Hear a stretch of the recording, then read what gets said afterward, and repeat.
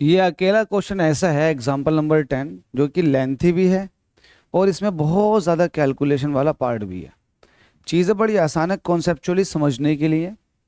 मैं आपको एक एक चीज़ क्लियर करके चलूँगा, हर एक चीज़ बारीकी से क्लियर करेंगे। डाउट आएगा तो आप बता दें कमेंट करके। वैसे कोशिश ये करूँगा कि डाउट ना आए, शुरुआत से हर एक चीज़ क्लियर।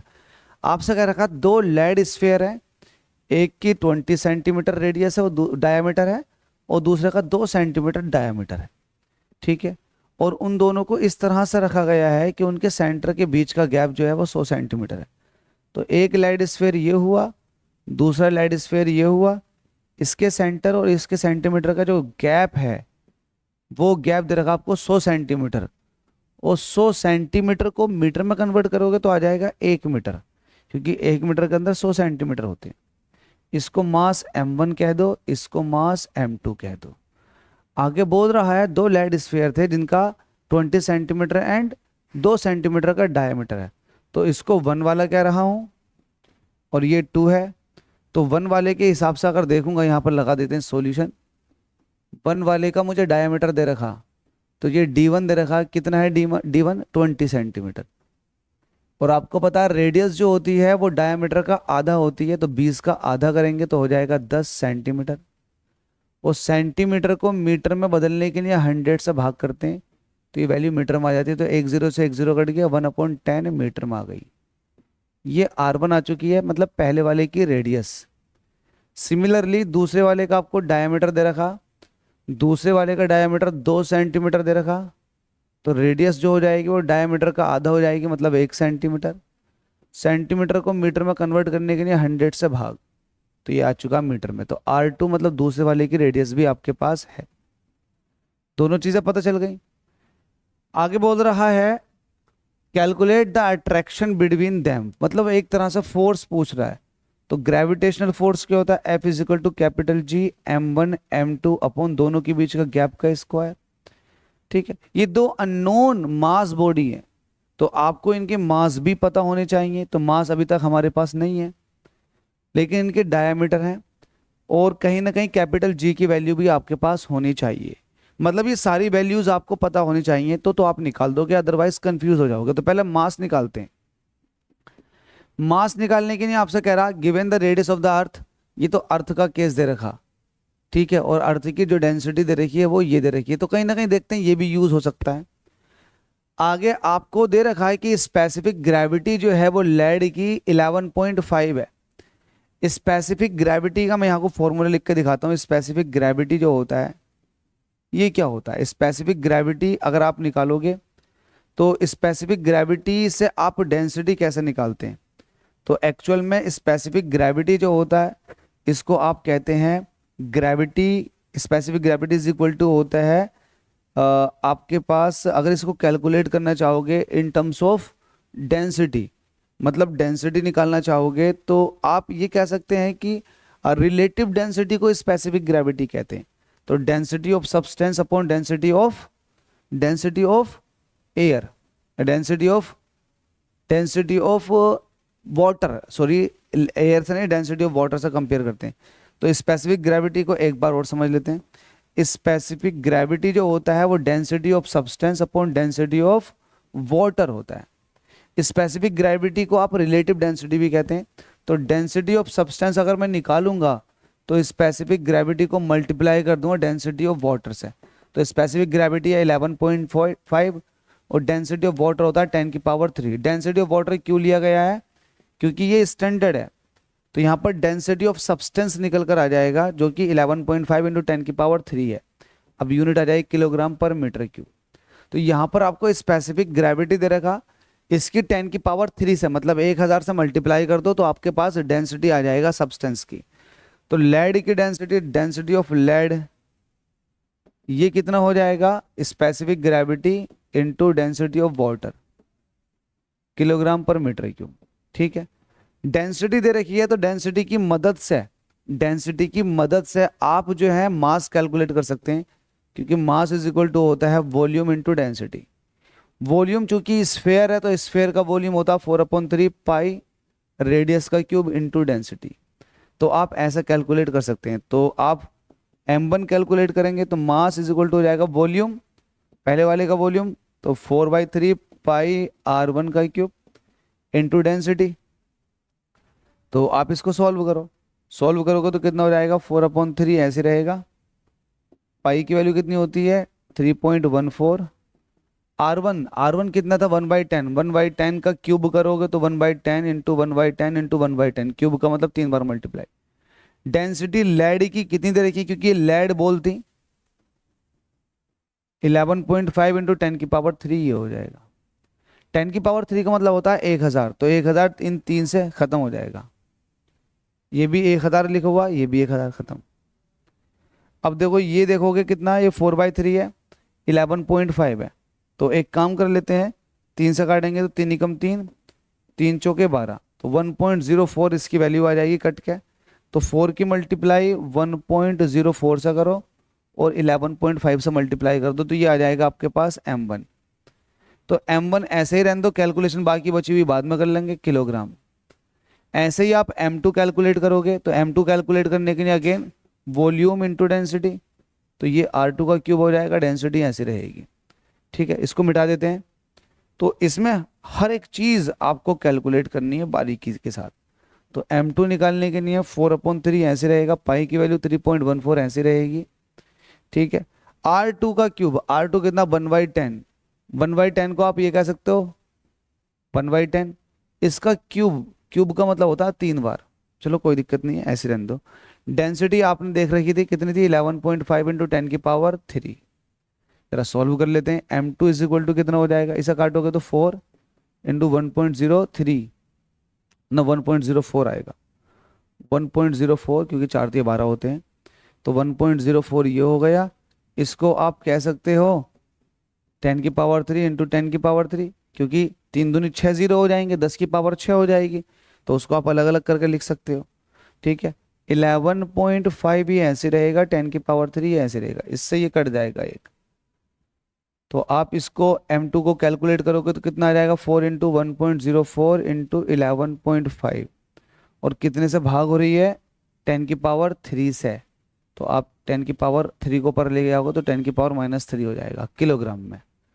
अब आपके पास M1 भी आ गया, आपके पास M2 भी आ गया, दोनों मास बॉडी आ गई, दोनों के बीच का गैप भी आपको दे रखा है 1 मीटर का, तो कहीं ना कहीं कैपिटल G और चाहिए, तो कैपिटल G आप निकाल लो।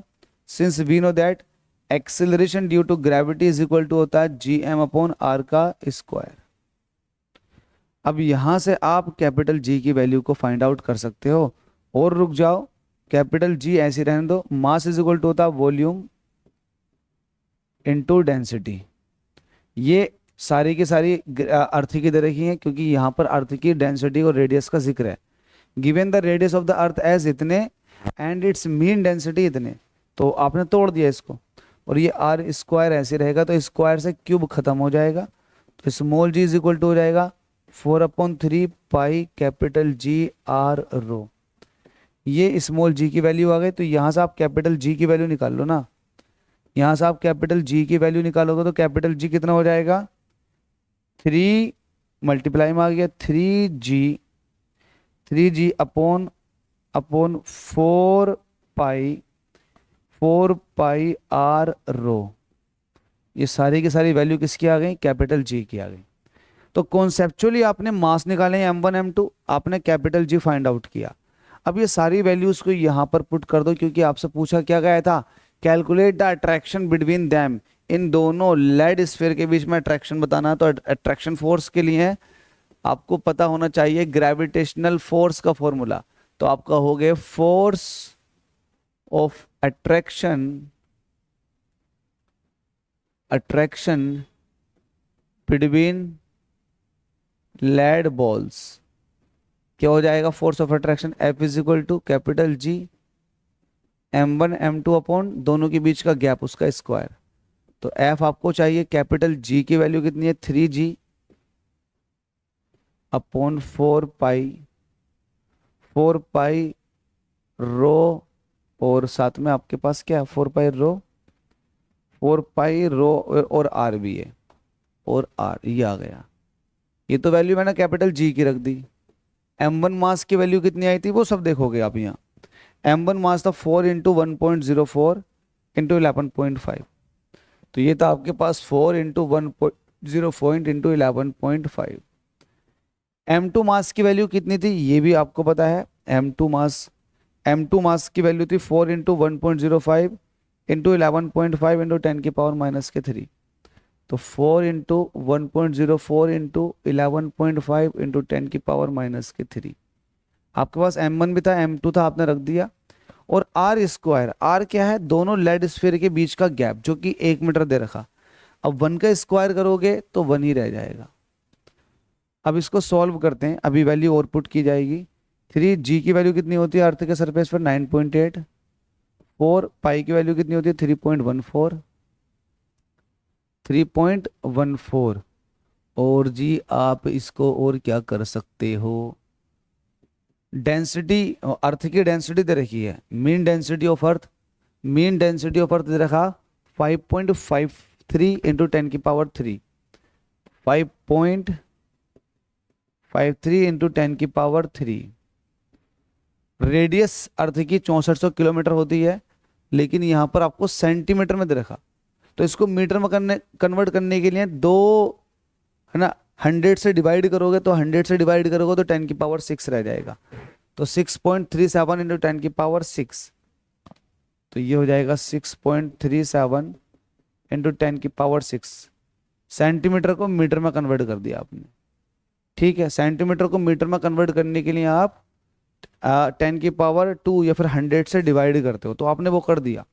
ये वैल्यू इसकी रख दी, ये वैल्यू एज इट इज यही है 4 into 1.04 into 11.5 into 4 into 1.04 into 11.5 into 10⁻³ और ये नीचे 1 चली रहा है। अब एक काम कर सकते हैं आप इससे काटोगे तो ये चला जाएगा 3 बार, 3 बार पूरा पूरा कट जाएगा, इस 3 से ये कट जाएगा। ऐसी कैलकुलेशन करेंगे इसकी जहां तक होगी। तो यहाँ पर और क्या बच रहा है, देखो इस वाले 4 से ये वाला 4 भी कट जाएगा। ठीक है, कैलकुलेशन बड़े दिमाग से करनी है। यहाँ पर और क्या बचा, कुछ ऐसा है जो कट रहा है, एक बार लिख लो। 9.8 ऊपर बचा, ऊपर आपके पास 11.5 बचा, फिर 4 बचा, फिर 1.04 बचा, फिर 11.5 फिर से बचा, 10⁻³ बचा। नीचे क्या क्या वैल्यूज बची, नीचे वैल्यूज बची 5.53 इंटू 10⁻³ और 6.37 और 10⁻6 ये बचा। ठीक है, बाकी सारा का सारा सॉल्व हो गया। ये कैलकुलेशन है, मैं आपको तोहफे में दे रहा हूं, इस कैलकुलेशन को सॉल्व करें और वैल्यू बताएं। कैलकुलेशन को सॉल्व करें, वैल्यू बताएं, और मैं आपको भी सॉल्व करके बताता हूं, क्योंकि लेंथी हो जाएगा, हो जाने दो, लेकिन एक बार सॉल्व जरूर करके देखते हैं। 115 की 115 से मल्टीप्लाई करते हैं तो कितना आता है, 115 का स्क्वायर देख लो, लास्ट में 5 का स्क्वायर 25, और 11 की 12 से मल्टीप्लाई करोगे तो 11 11 में 121 प्लस 11 कितना हो जाएगा 132। तो 132 ऐसे रहने दो, तो वैल्यू आ जाएगी 13,225। तो पॉइंट जो लगेगा वो लगेगा यहाँ पर, तो 132.25, 132.25 आइए, बताए किसकी मल्टीप्लाई करके, 132.25 लिख देता हूँ। ये आई है 11.5 की 11.5 के साथ मल्टीप्लाई करके। ठीक है, इतना पार्ट हो गया, बिल्कुल हो गया भाई। एक काम और कर लेते हैं, 4 की मल्टीप्लाई ऐसा करते हैं, 4 चौक 16 और 4 एकम 4, तो ये हो जाएगा 4.16। तो मैं इसको रिड्यूस करके लिखता रहता हूँ, कितना हो जाएगा 4 चौक 16 और ये हो जाएगा 4.16, है ना। 11.5 की मल्टीप्लाई हो गई, इसकी कर दिया आपने 4 चौक 16 4.16, इसकी 9.8 से मल्टीप्लाई करूंगा, 9.8 से। तो इसको आप एक काम करो 416 मानो, इसको आप 98 मानो। तो 8 छंग 48 का 8 कैरी 4 8 कम 8 4 12 का 2 हासिल लगे 1 8 चौक 32 और 1 33 का 33 9 छक्का 54 का 4 कैरी 5 और 9 एकम 9 9 और 5 कितने हो गए 9 और 5 9 और 5 14 का 4 हासिल लगा 1 14 का 4 हासिल लगा 1, इसको सही करके लिखो 14 का 4 हासिल लगा 1 9 छक्का 9 चौक 36 36 और 1 37 का 37 जोड़ो 8 ऐसे रह जाएगा 6 ऐसे रह जाएगा 4 3 7 ऐसे रह जाएगा 0 ऐसे और 4 ऐसे। तो ये आ चुका 40,768। पॉइंट कितने के बाद है पॉइंट एक डिजिट के बाद, पॉइंट दो डिजिट के बाद। जब मल्टीप्लाई करते हैं तो पॉइंट जो है वो 3 डिजिट के बाद लगेगा, क्योंकि 2 इसका और 1 इसका। 3 डिजिट का मतलब हो गया ये 40,768। ठीक है, तो 40,768 ये किसकी वैल्यू आई है? 9.8 और 4.6, मतलब इनको और इनको सॉल्व करके तो सब कुछ सॉल्व हो गया ऊपर।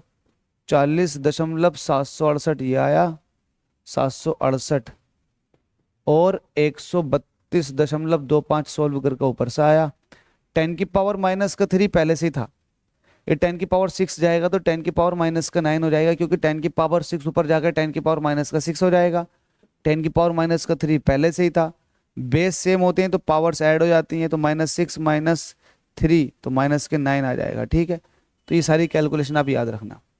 नीचे क्या है, नीचे की कैलकुलेशन कर लेते हैं। अब नीचे की कैलकुलेशन करेंगे भाई, इसकी मल्टीप्लाई जो है इसके साथ करेंगे।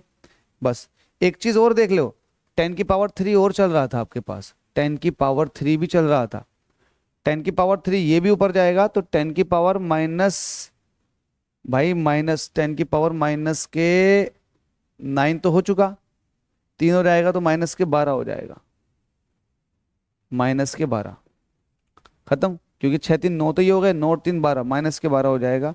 नीचे जो बची कैलकुलेशन सिर्फ ये बची 5 पॉइंट, सही करके चिपक गया ये, कहाँ गया अंडू, कहाँ गया, एक बार और, 5.53 की मल्टीप्लाई बची 6.37 के साथ। इसकी मल्टीप्लाई करो, इसकी मल्टीप्लाई करो नीचे, फिर डिवाइड कर लो। तो करेंगे यार, आज इसको करके छोड़ेंगे, एग्जैक्ट आंसर तक पहुंचेंगे। कोशिश है, मैं भी कोशिश कर रहा हूँ, आप भी कोशिश कर सकते हैं। इसको आप 40.8 ये हो गया, ये हो गया 132.2, 132.2 आपस में मल्टीप्लाई करनी है। तो आप इसको 1322 मान लें, इसको आप 408 मान लें। 8 दूनी 16 का 6 हासिल लगेगा, 8 दूनी 16 17 का 7 हासिल लगेगा, 8 24 का 4 हासिल लगे, 2 8 कम 8 और 2 10 का 10 से 10, जीरो का ऐसे रह जाएगा मसला। 4 दूनी 8 का 8, 4 दूनी 8 का 8, 4 12 का 2 हासिल लगा 1, 4 कम 4 और 1 8, 4 और 1 5, 6 ऐसी 7 ऐसी, 8 4 12 का 2 हासिल लगा 1, 9 ऐसे आ जाएगा, 3 ऐसे 5 ऐसे ही। तो वैल्यू आ चुकी है 13 चौका 52, बिल्कुल सही आ चुकी है। पॉइंट कितने के बाद लगेगा? 1 के बाद इसका था, 1 के बाद इसका, 2 के बाद लगेगा, तो वैल्यू आ गई ये। तो ये आ चुका 53 92.76। तो आप लिख दोगे 53 92.76। नीचे नीचे की मल्टीप्लाई करो, इसको 553 मान लो, इसको 553 मान लो,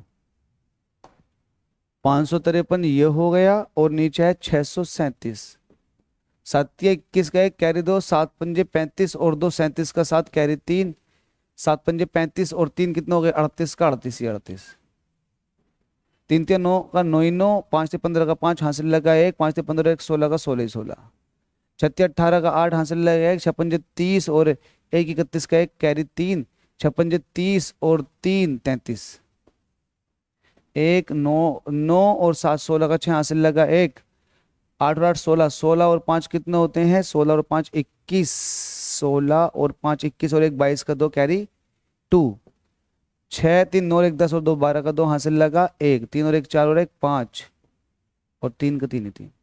अब देखो, अब ये बताओ डेसिमल पॉइंट कब लगेगा? बैटरी डाउन ना हो जाए यार, इतनी मेहनत हो रही है इसमें।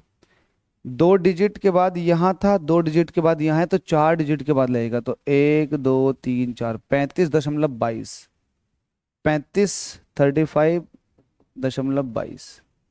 एक बार एक काम और कर लेता हूँ, जब कैलकुलेशन इतनी मेहनत से हो ही रही है तो मैं मोबाइल से भी चेक करता चलता हूँ, कभी ऐसा ना हो कि यार हम कैलकुलेशन गलत कर लें, क्योंकि कैलकुलेशन जहाँ गलत हो गई वहाँ से ही सब कुछ गलत होना शुरू हो जाएगा।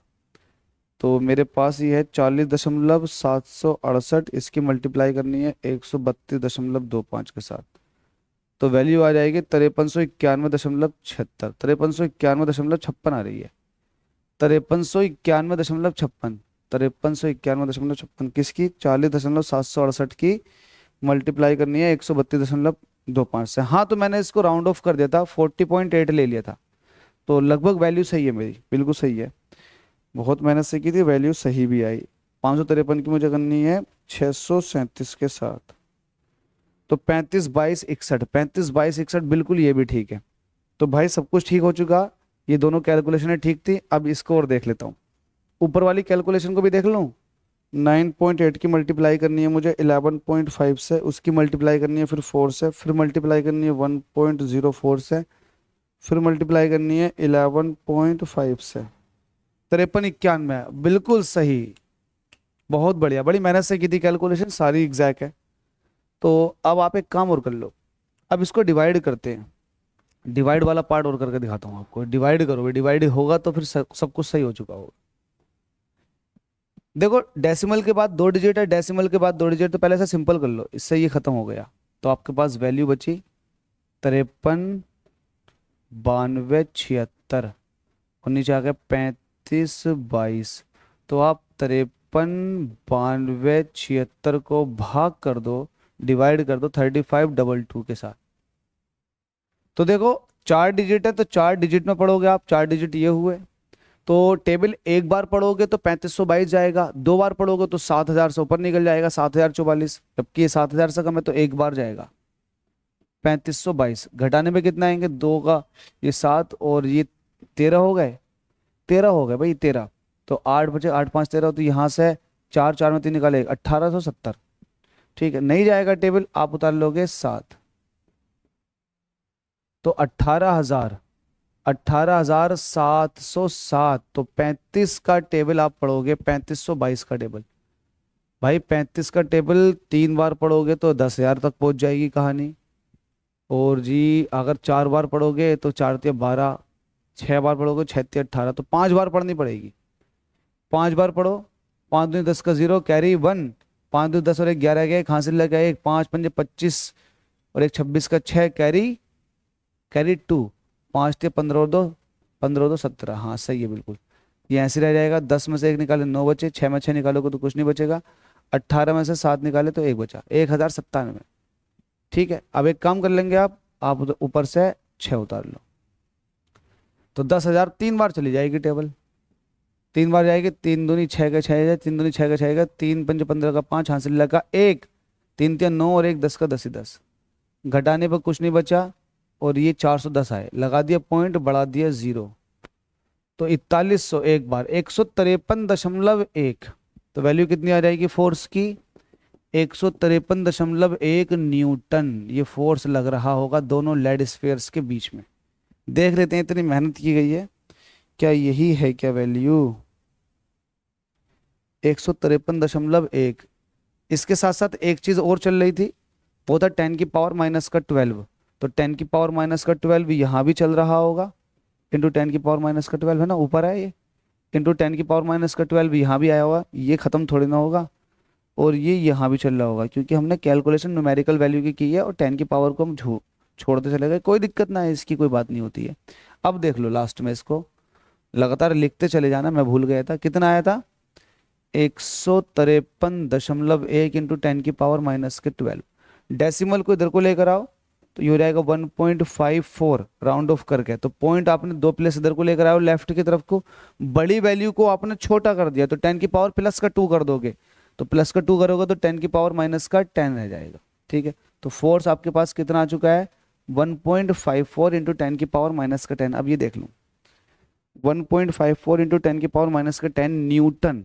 भाई इतनी टफ और इतनी लंबी कैलकुलेशन मैंने बहुत टाइम बाद की है, एग्जैक्टली आंसर सेम आया है। कॉन्सेप्ट हमने पहले ही क्लियर कर लिए थे, आपको जो जो दे रखा था आपने लिखा, आपको डेंसिटी दे रखी थी तो आपने उनके जरिए से मास निकाल लिया, अलग अलग रेडियस थी आपने सब कुछ कैलकुलेट कर लिया। मास निकालने के बाद में आपने कैपिटल जी फाइंड आउट कर लिया, क्योंकि वहां पर अर्थ की डेंसिटी, अर्थ की मीन रेडियस दे रखी है, इसका इस्तेमाल किया।